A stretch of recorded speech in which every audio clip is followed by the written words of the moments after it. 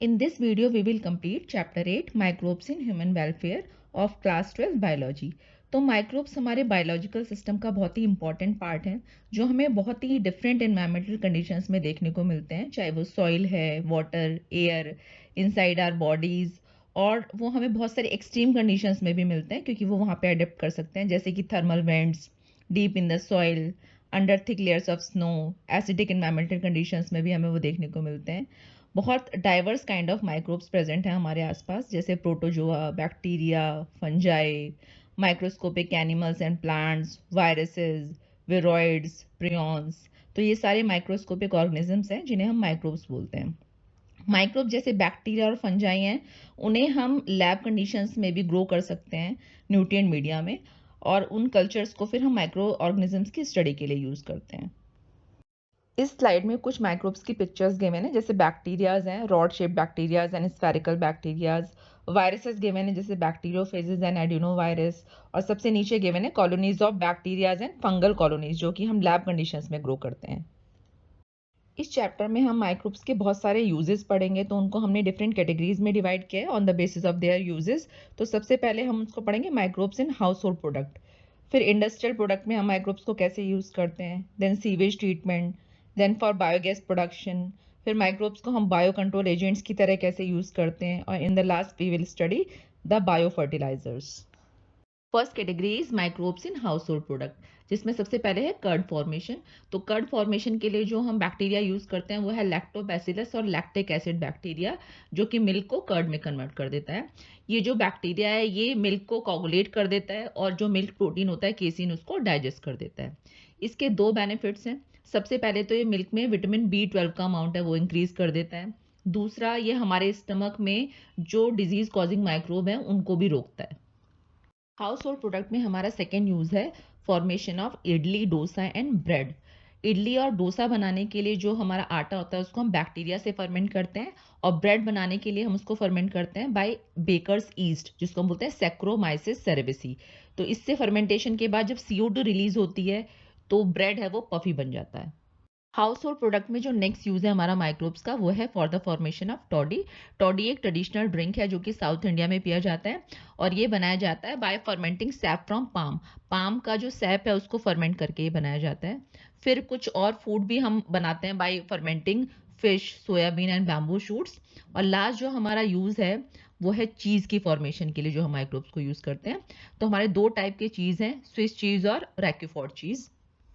Swiss cheese की एक characteristic property है कि उसमें लार्ज होल्स होते हैं, क्योंकि उसमें large amount of CO2 produce होता है, और वो एक बैक्टीरिया से बनाया जाता है जिसका नाम है प्रोपनियोबैक्टीरियम शर्मानी। सेकेंड टाइप ऑफ चीज है हमारा रैक्यूफोर्ड चीज, जिसकी कैरेक्टरिस्टिक प्रॉपर्टी है उसका फ्लेवर। तो उसका फ्लेवर है वो स्पेसिफिक होता है एक फंगस की वजह से जिसका नाम है पेनिसिलियम रोक्कीफोर्टी, जिसको हम यूज करते हैं इस चीज को बनाने के लिए। सेकेंड कैटेगरी ऑफ माइक्रोब जो हमारे इस चैप्टर में है वो है माइक्रोब्स इन इंडस्ट्रियल प्रोडक्ट्स। तो बहुत सारे इंडस्ट्रियल प्रोडक्ट्स बनाने के लिए भी हम माइक्रोब्स को यूज करते हैं, जिसका एग्जांपल है बेवरेजेस एंड एंटीबायोटिक्स। तो इनके प्रोडक्शन के लिए हम लार्ज वेसल्स यूज करते हैं माइक्रोब्स को ग्रो करने के लिए, जिनको हम बोलते हैं फर्मेंटर्स।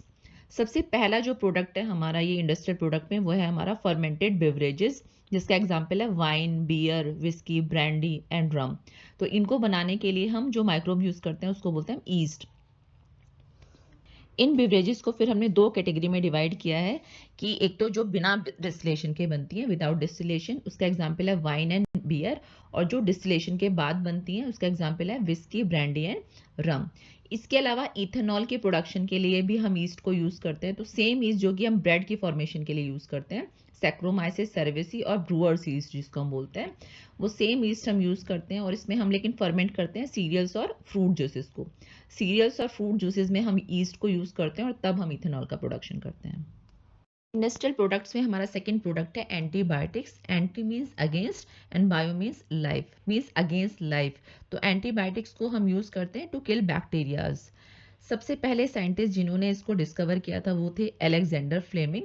वो एक बैक्टीरिया पे वर्क कर रहे थे जिसका नाम था स्टेफाइलोकोकस बैक्टीरिया, और वो उनको कल्चर कर रहे थे। तो उन्होंने एक दिन ऑब्जर्व किया कि उनकी जो अनवॉश्ड कल्चर प्लेट्स हैं उनमें ये बैक्टीरिया ग्रो नहीं हो रहा है, क्योंकि उसके आसपास एक मोल्ड, एक फंगस ग्रो हो रही है। तो उस फंगस का नाम था पेनिसिलियम नोटेटम। उन्होंने क्या ऑब्जर्व किया कि ये जो पेनिसिलियम नोटेटम है ये एक केमिकल रिलीज कर रही है जिसका नाम है पेनिसिलिन। तो उस पेनिसिलिन केमिकल की वजह से वो बैक्टीरिया वहाँ पे ग्रो नहीं हो पा रहा था। अलेक्जेंडर फ्लेमिंग सबसे पहले साइंटिस्ट थे जिन्होंने एंटीबायोटिक की डिस्कवरी की। फिर दो और साइंटिस्ट आए जिनका नाम था अर्नेस्ट चेन एंड हॉवर्ड फ्लोरे। उन्होंने जो एंटीबायोटिक प्रॉपर्टी है इसकी इसको एस्टेब्लिश किया। और फिर इन तीनों साइंटिस्ट को, अलेक्जेंडर फ्लेमिंग को, अर्नेस्ट चेन को और हॉवर्ड फ्लोरे को नोबेल प्राइज मिला 1945 में फॉर दिस डिस्कवरी। इस एंटीबायोटिक को ही फिर अमेरिकन सोल्जर्स को ट्रीट करने के लिए भी यूज किया गया वर्ल्ड वार सेकेंड में। इंडस्ट्रियल प्रोडक्ट्स में हमारा जो थर्ड प्रोडक्ट है वो है ऑर्गेनिक एसिड्स एंड अल्कोहल। तो कुछ माइक्रोब्स हैं जो ऑर्गेनिक एसिड्स और अल्कोहल प्रोड्यूस करते हैं। यहाँ पे एग्जांपल्स गिवन है जैसे एस्परजिलस नाइजर, ये एक फंगस है जो प्रोड्यूस करता है सिट्रिक एसिड। एसिटोबैक्टर एसिटी एक बैक्टीरिया है और प्रोड्यूस करता है acetic acid. Clostridium butylicum bacteria है, ब्यूटाइरिक एसिड प्रोड्यूस करता है। लैक्टोबैसिलस एक बैक्टीरिया है जो प्रोड्यूस करता है लैक्टिक एसिड। और ईस्ट सैक्रोमाइसिस सेरेविसी ये एक फंगस है और जो प्रोड्यूस करता है इथेनॉल। इंडस्ट्रियल प्रोडक्ट्स में जो नेक्स्ट प्रोडक्ट है हमारा वो है एंजाइम्स। तो कुछ माइक्रोब्स को हम एंजाइम्स के प्रोडक्शन के लिए भी यूज करते हैं। यहाँ पे 3 एंजाइम्स के एग्जांपल्स गिवन है। सबसे पहला है लाइपेजेस। लाइपेजेस को यूज करते हैं हम डिटर्जेंट्स में और जो हमें हेल्प करते हैं ऑयल स्टेन्स को रिमूव करने में। सेकेंड जो हमारे एंजाइम्स हैं वो है पैक्टिनेज एंड प्रोटीएजेस, जिनको हम यूज़ करते हैं बॉटल जूसेस को क्लियर करने के लिए। अगर हम कंपेयर करें जो हमारा घर में जूस बनता है और जो हम मार्केट से परचेस करके लाते हैं, तो मार्केट वाला जूस होता है वो क्लियर होता है। क्यों? क्योंकि उसमें हम पैक्टिनेज और प्रोटीएज एंजाइम्स को यूज़ करते हैं उसको क्लियर करने के लिए। थर्ड हमारा एंजाइम है यहाँ पे स्ट्रेप्टोकाइनेज, जो कि स्ट्रेप्टोकोकस बैक्टीरिया से प्रोड्यूस होता है और इसको हम यूज़ करते हैं एज क्लॉट बस्टर।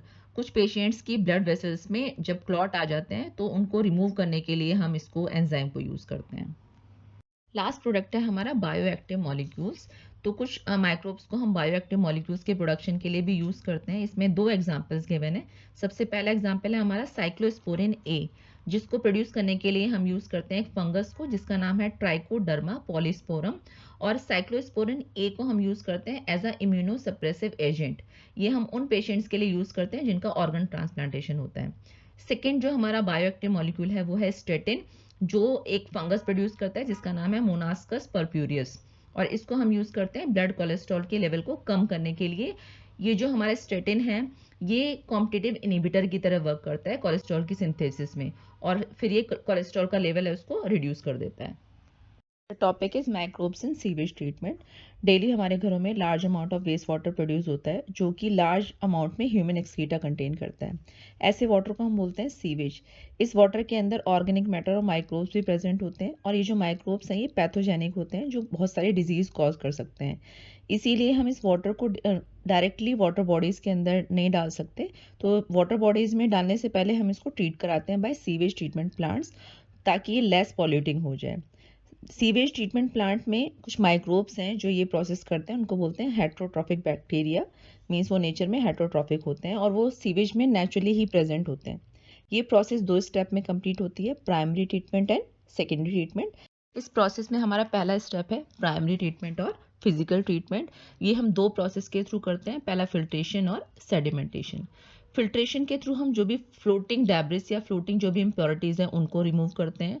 और सेडिमेंटेशन के थ्रू जो सेटल हो जाते हैं नीचे, सॉइल और स्मॉल पेबल्स हैं जो नीचे सेटल हो जाते हैं वाटर के, उसको हम सेडिमेंटेशन के थ्रू रिमूव करते हैं। जो भी सेडिमेंटिंग हमारे पार्टिकल्स हैं सॉलिड्स, उसको हम प्राइमरी स्लज बोलते हैं और जो हमारा लिक्विड है ऊपर उसको हम बोलते हैं इफ्लुएंट। तो इस प्रोसेस में प्राइमरी स्लज मीन्स जो इम्प्योरिटीज़ है उनको हम रिमूव कर देते हैं और इफ्लुएंट को हम फिर सेकेंडरी ट्रीटमेंट के लिए यूज़ करते हैं। सेकेंड स्टेप है हमारा सेकेंडरी ट्रीटमेंट और बायोलॉजिकल ट्रीटमेंट। इस ट्रीटमेंट के लिए सबसे पहले तो हम जो प्राइमरी सेटलिंग टैंक है उससे इफ्लुएंट को लेते हैं और उसको लार्ज एरिएशन टैंक में डालते हैं। उसको फिर हम कॉन्स्टेंटली हिलाते रहते हैं और उसमें एयर पंप करते हैं ताकि उसमें जो माइक्रोब्स प्रेजेंट है उनकी ग्रोथ है वो बढ़ जाए और वो एक फ्लॉक्स की फॉर्म में कन्वर्ट हो जाए। फ्लॉक्स क्या होते हैं? फ्लॉक्स हैं बैक्टीरिया और फंगस हैं वो एक साथ प्रेजेंट होते हैं। मीन्स कि बहुत सारे बैक्टीरियाज हैं वो फंगल फिलामेंट्स के साथ प्रेजेंट होते हैं और फिर मैश लाइक स्ट्रक्चर बनाते हैं जिसको हम बोलते हैं फ्लॉक्स। तो इसके बाद फ्लॉक्स की फॉर्मेशन हो जाती है। अभी हमने स्टार्टिंग में डिस्कस किया कि जो वेस्ट वाटर होता है वो large amount of organic matter contain करता है। तो जो फ्लॉक्स के अंदर ये जो माइक्रोब्स हैं ये ऑर्गेनिक मैटर को कंज्यूम करते हैं जो भी वाटर के अंदर प्रेजेंट होता है और उसकी बीओडी को रिड्यूस कर देते हैं। बीओडी मतलब बायोकेमिकल ऑक्सीजन डिमांड। अब ये बीओडी को कैसे डिफाइन कर सकते हैं हम? बीओडी वो अमाउंट ऑफ ऑक्सीजन है जो माइक्रोब्स कंज्यूम करते हैं जब वो ऑर्गेनिक मैटर को कंज्यूम कर रहे होते हैं। तो इस सीवेज वाटर को हम तब तक ट्रीट कराते हैं जब तक उसकी बीओडी है वो रिड्यूस ना हो जाए, मीन्स कि उसके अंदर जितना भी ऑर्गेनिक मैटर प्रेजेंट है वो कम ना हो जाए। तो ये बीओडी एक तरह से मेजर है हमारा वाटर में प्रेजेंट ऑर्गेनिक मैटर को मेजर करने का। जिस वाटर सैंपल की जितना बीओडी ज़्यादा होगी उसके अंदर उतना ही ऑर्गेनिक मैटर प्रेजेंट होगा और वो वाटर उतना ही पॉल्यूटेड होगा। जैसे हमारे वेस्ट वाटर का जो बीओडी है वो सिग्निफिकेंटली रिड्यूस हो जाता है, हम उसको सेटलिंग टैंक में ट्रांसफ़र कर देते हैं। सेटलिंग टैंक में जो हमारे बैक्टीरियल फ्लॉक्स थे जो कंटेन करते थे बैक्टीरिया और फंगस, वो सेटल डाउन हो जाते हैं और बनाते हैं activated sludge. Means activated sludge क्या है? अब हमारे लिए वो वेस्ट है और ऊपर हमारा प्योर वाटर होगा। प्योर वाटर को फिर हम वाटर बॉडीज़ में डाल सकते हैं और एक्टिवेटेड स्लज को हम फिर फर्दर प्रोसेस के लिए यूज़ करते हैं। उसको हम दो तरह से यूज़ कर सकते हैं। एक तो हम उसको इनोकुलम की तरह यूज़ कर सकते हैं। इनोकुलम की तरह मीन्स कि हम किसी और सीवेज ट्रीटमेंट प्लांट में उसको यूज़ कर सकते हैं as a group of bacteria and fungus, या फिर हम उसको बायोगैस प्रोडक्शन के लिए यूज़ करते हैं। बायोगैस प्रोडक्शन के लिए हम एक्टिवेटेड स्लज को ट्रांसफ़र करते हैं एनाएरोबिक स्लज डाइजेस्टर में, जहाँ पे कुछ बैक्टीरियाज प्रेजेंट होते हैं जो एनाएरोबिक इन नेचर होते हैं। वो इन फ्लॉक्स को डाइजेस्ट कर देते हैं और बायोगैस प्रोड्यूस करते हैं। बायोगैस कुछ गैसेस का मिक्सचर है, methane, hydrogen sulphide and carbon dioxide. इस बायोगैस को फिर हम as a source of energy और एज अ फ्यूल यूज़ कर सकते हैं। बायोगैस प्रोडक्शन के लिए हम एक्टिवेटेड स्लज को ट्रांसफ़र करते हैं एनाएरोबिक स्लज डाइजेस्टर में, जहाँ पे कुछ बैक्टीरियाज प्रेजेंट होते हैं जो एनाएरोबिक इन नेचर होते हैं। वो इन फ्लॉक्स को डाइजेस्ट कर देते हैं और बायोगैस प्रोड्यूस करते हैं। बायोगैस कुछ गैसेस का मिक्सचर है, methane, hydrogen sulphide and carbon dioxide. इस बायोगैस को फिर हम as a source of energy और एज अ फ्यूल यूज़ कर सकते हैं। सेकेंडरी ट्रीटमेंट के बाद जो इफ्लुएंट है या वाटर है वो हमारा क्लीन वाटर है, तो हम उसको वाटर बॉडीज़ के अंदर रिलीज़ कर देते हैं। Microbes in production of biogas. Biogas basically mixture है कुछ गैसेस का, जिसमें मेनली होता है मीथेन, इसके अलावा CO2, H2S और हाइड्रोजन गैस प्रेजेंट होता है इसमें। जो बैक्टीरियाज ये बायोगैस प्रोड्यूस करते हैं उनको बोलते हैं मीथेनोजेंस। ये नेचर में एनारोबिक होते हैं और इसका एग्जाम्पल है मीथेनोबैक्टीरियम। ये बैक्टीरियाज दो जगह प्रेजेंट होते हैं। पहले ये प्रेजेंट होता है एनारोबिक स्लज डाइजेस्टर जो कि सीवेज ट्रीटमेंट प्लांट में होता है, और सेकेंड ये प्रेजेंट होते हैं कैटल्स के र्यूमन में। र्यूमन कैटल्स के स्टमक का एक पार्ट है, तो वहाँ पे भी ये प्रेजेंट होते हैं। इसीलिए हम जो कैटल का एक्सक्रीटा होता है डंग, उसको यूज़ करते हैं for the production of biogas. Biogas production की जो टेक्नोलॉजी है वो डेवलप की थी IARI ने और KVIC। IARI means Indian agriculture research institute and KVIC means khadi and village industries commission. यहाँ पे डायग्राम गिवन है बायोगैस प्लांट का। बायोगैस प्लांट कंटेन करता है एक कंक्रीट का टैंक जो होता है 10 to 15 मीटर डीप। इसके ऊपर होता है एक फ्लोटिंग कवर जो जैसे ही गैस प्रोड्यूस होती है तो वो राइज हो जाता है। सबसे पहले जो कंक्रीट का टैंक है इसके अंदर हम रॉ मटेरियल डालते हैं एक इनलेट के थ्रू। तो इनलेट में हम रॉ मटेरियल डालेंगे जिसमें हमारा डंग प्लस वाटर, जिसको हम बोलते हैं स्लरी। तो स्लरी हम इनलेट से डालते हैं, वो कंक्रीट टैंक में आएगी। वहाँ पे बैक्टीरियाज मिथेनोबैक्टीरियम उस पर एक्ट करेंगे और जो एक्सक्रीटा है उससे बायोगैस का प्रोडक्शन करेंगे। जैसे ही बायोगैस का प्रोडक्शन होगा तो हमारा जो फ्लोटिंग कवर है वो राइज हो जाएगा। वहीं पे एक आउटलेट है जहाँ से गैस रिलीज होगी, तो उसको हम सप्लाई कर देंगे नियर बाय हाउसेज में फॉर कुकिंग एंड लाइटनिंग।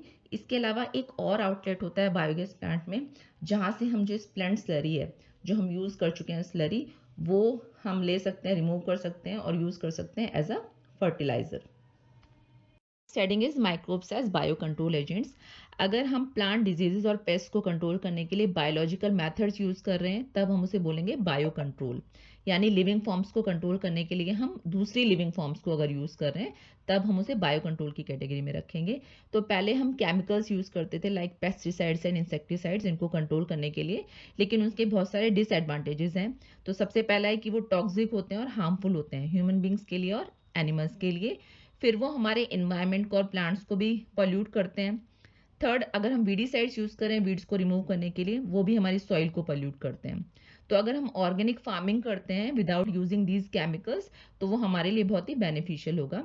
तो जो ऑर्गेनिक फार्मर्स हैं वो एक complex approach, holistic approach use करते हैं। वो क्या करते हैं, वो जो पेस्ट और डिजीज़ कॉजिंग जो इंसेक्ट्स हैं, उनको पूरी तरह से रिमूव ना करके उसको एक बैलेंस बना के रखते हैं ताकि वो हमारी क्रॉप को हार्म ना करें। तो इस अप्रोच को यूज़ करने के लिए जो फार्मर्स हैं, उन्हें 2 टाइप की नॉलेज होनी चाहिए। सबसे पहले तो उन्हें पता होना चाहिए कि वो जो फील्ड है, वहाँ पे कौन-कौन सी लाइफ फॉर्म्स हैं, वो प्रेज़ेंट हैं। सेकंड, कि वो जो भी लाइफ फॉर्म्स वहाँ पे प्रेज़ेंट हैं, उन्हें उसकी लाइफ साइकिल, उनके पैटर्न्स ऑफ फीडिंग और उनका क्या प्रेडेटर्स हैं, पेस्ट हैं, उस सब की नॉलेज होनी चाहिए, तभी वो इस अप्रोच को यूज़ कर सकते हैं। अब हम बायो कंट्रोल एजेंट्स के एग्जाम्पल्स देख लेते हैं। सबसे पहला एग्जाम्पल है हमारा ladybird and dragonflies, जो हम यूज़ करते हैं to control aphids and mosquitoes. Second example is Bacillus thuringiensis, जो हम यूज़ करते हैं टू कंट्रोल बटरफ्लाई कैटरपिलर्स। ये जो बैसिलस thuringiensis है, ये एक बैक्टीरिया है और ये एक टॉक्सिन प्रोड्यूस करता है। ये टॉक्सिन जैसे ही इंसेक्ट लार्वा के गट के अंदर जाता है, तो वहाँ पे ये पोर्स क्रिएट कर देता है और इंसेक्ट लार्वा को किल कर देता है। मार्केट में हमें बैसिलस thuringiensis है, ये स्पोर्स की फॉर्म में मिलता है। इसको हम वाटर के साथ मिक्स करते हैं और क्रॉप पे स्प्रे कर देते हैं। जैसे ही ये इंसेक्ट लार्वा के गट के अंदर जाता है टॉक्सिन, तो वो उसके अंदर पोर्स क्रिएट कर देता है, उसके गट के अंदर जो इंसेक्ट लार्वा है वो किल हो जाता है। आजकल हम बायोटेक के थ्रू, जेनेटिक इंजीनियरिंग के थ्रू, हम ये जो बीटी जीन है बैसिलस thuringiensis बैक्टीरिया का, इसको हम सीधे किसी भी क्रॉप के अंदर ट्रांसफ़र कर सकते हैं, उसे पेस्ट रेजिस्टेंट बना सकते हैं। तो इसका एक एग्जांपल है बीटी कॉटन। थर्ड हमारा जो एग्जांपल है इसमें वो है ट्राइकोडर्मा। ट्राइकोडर्मा एक फंगस है जो कि प्लांट की रूट्स में रहता है और वहाँ पे वो बहुत सारे प्लांट पैथोजन से उसको प्रोटेक्ट करता है। बायो कंट्रोल एजेंट्स में हमारा लास्ट एग्जांपल है बैक्यूलो वायरसेस, जो कि हम यूज़ करते हैं to control insects and other arthropods. तो इसके बहुत सारे बेनिफिशियल इफेक्ट्स भी हैं। सबसे पहले तो ये जो वायरस है, ये बिलोंग करता है जीनस को न्यूक्लियो पॉलीहेड्रो वायरसेस। और ये जो इंसेक्टिसाइड्स होते हैं, ये स्पीशीज स्पेसिफिक होते हैं, एक पर्टिकुलर स्पीशीज को ये अटैक करते हैं। इनकी नैरो स्पेक्ट्रम रेंज होती है। ये किसी भी प्लांट, मैमल, बर्ड, फिश जो कि नॉन टारगेट इंसेक्ट है, उसको कभी भी हार्म नहीं करते हैं। और इसीलिए हम इसको यूज़ करते हैं आईपीएम प्रोग्राम में, इंटीग्रेटेड पेस्ट मैनेजमेंट प्रोग्राम में, जिसमें हम जो बेनिफिशियल इंसेक्ट्स हैं उनको कंजर्व करते हैं। Last topic is microbes as bio fertilisers. Normally हम सॉइल की फर्टिलिटी को इंक्रीज करने के लिए फर्टिलाइजर्स यूज़ करते हैं, जो कि केमिकल्स होते हैं। इसीलिए वो पोल्यूशन क्रिएट करते हैं और वो ह्यूमन बींग्स के और एनिमल्स के यूज़ के लिए भी हार्मफुल होते हैं। तो अगर हम बायो फर्टिलाइजर्स यूज़ करें तो हम इस पॉल्यूशन को कम कर सकते हैं। तो बायो फर्टिलाइजर्स वो ऑर्गेनिजम्स होते हैं या माइक्रोब्स होते हैं जो कि सॉइल की फर्टिलिटी को इंक्रीज करते हैं या सॉइल का न्यूट्रिएंट जो क्वालिटी है उसको इंक्रीज करते हैं। इसमें हम 3 टाइप के ऑर्गेनिजम्स यूज़ कर सकते हैं, बैक्टीरिया, फंजाई एंड साइनोबैक्टीरिया। इसमें फर्स्ट कैटेगरी है हमारी बैक्टीरिया। बैक्टीरिया नाइट्रोजन फिक्सेशन करते हैं, तो सॉइल में नाइट्रोजन का कंटेंट इंक्रीज करते हैं। कि 2 टाइप के हो सकते हैं, symbiotic and free living. Symbiotic का एग्जाम्पल है राइजोबियम, जो कि लेगुमिनस प्लांट्स की रूट्स में रहता है और वहाँ पे नाइट्रोजन फिक्सेशन करता है। सेकेंड टाइप ऑफ बैक्टीरियाज हैं फ्री लिविंग बैक्टीरिया, जो कि सॉइल में रहते हैं और सॉइल में नाइट्रोजन के कंटेंट को इंक्रीज करते हैं। इसका एग्जाम्पल है एजोस्पाइरिलम एंड एजोटोबैक्टर। बैक्टीरियाज के अलावा हम फंजाई को भी यूज़ करते हैं एज अ बायो फर्टिलाइजर्स। तो जब भी फंजाई हायर प्लांट्स की रूट्स में प्रेजेंट रहता है, तब हम उसको बोलते हैं माइकोराइजल एसोसिएशन। ये भी एक सिम्बायोटिक एसोसिएशन है, मीन्स इसमें फंगस और प्लांट को दोनों को फायदा हो रहा है। इसका एग्जाम्पल दे रखा है यहाँ पे ग्लोमस। ग्लोमस एक फंगस है जो कि माइकोराइजल एसोसिएशन में मोस्टली प्रेजेंट होता है हायर प्लांट्स की रूट्स में। अब ये फंगस है, ये प्लांट को क्या क्या बेनिफिट्स देता है, तो इसमें 4 बेनिफिट्स गिवन है। सबसे पहला है कि ये सॉइल से फॉस्फोरस को एब्जॉर्ब करता है और प्लांट को ट्रांसफर करता है। सेकेंड, कि ये प्लांट को रूट बॉर्न पैथोजेंस के लिए रेजिस्टेंट बना देगा, मीन्स रूट्स से कोई भी पैथोजन प्लांट को अटैक नहीं कर सकता है। थर्ड है कि प्लांट इसकी वजह से कुछ कंडीशंस के लिए टॉलरेंट हो जाता है, जैसे सैलिनिटी और ड्रॉट कंडीशंस के लिए। और लास्ट है इसका कि ये प्लांट की ग्रोथ और डेवलपमेंट को भी इंक्रीज करता है। थर्ड टाइप ऑफ माइक्रोब जो कि हम बायो फर्टिलाइजर्स की तरह यूज़ करते हैं, वो है साइनोबैक्टीरिया। तो साइनोबैक्टीरिया भी बैक्टीरिया की तरह नाइट्रोजन फिक्स करते हैं। इसके एग्जांपल्स गिवन है एनाबिना, नॉस्टॉक एंड ऑसिलेटोरिया। इस यहाँ पे एग्जाम्पल गिवन है पैडी फील्ड्स का। राइस फील्ड में हम यूज़ करते हैं साइनोबैक्टीरिया को एज अ बायो फर्टिलाइजर्स। इसके अलावा जो ब्लू ग्रीन एल्गी होता है, वो सॉइल में ऑर्गेनिक मैटर को ऐड करता है और सॉइल की फर्टिलिटी को इंक्रीज करता है।